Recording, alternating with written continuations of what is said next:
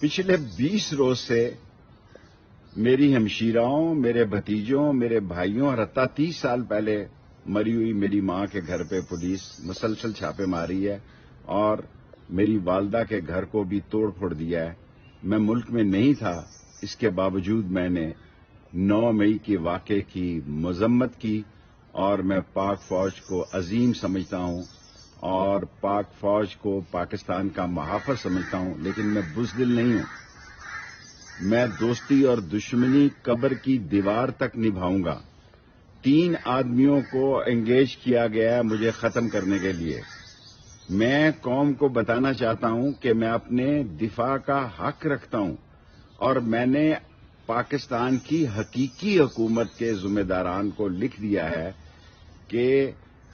ज्यादती की एक हद होती है और ये ज्यादती इंतकाम की उस जगह मौजूदा पीडीएम के लोग लेकर जा रहे हैं और जो ये फसल बो रहे हैं जो बिल आखिर इन्हें काटनी है, मैं समझता हूं इंतहाई काबिल अफसोस है।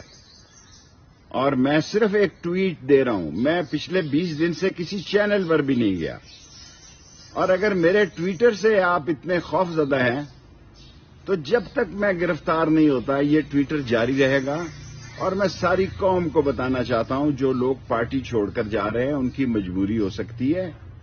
वो कमजोर हो सकते हैं, उनके केसेस हो सकते हैं, वो दबाव बर्दाश्त नहीं कर सकते, वो ससुराल जेल काट नहीं सकते, लेकिन मैं इस बात पे खत्म करना चाहता हूं कि मौत मेरी महबूबा है, हथकड़ी मेरा जेवर है, जेल मेरा ससुराल है और जब तक इमरान खान ये लड़ाई लड़ रहा है उसके साथ खड़ा हूं। जब वो इख्तिदार में होगा मुझ पर कोई जिम्मेदारी नहीं कि मेरा किरदार क्या होगा, क्योंकि मैं सच का,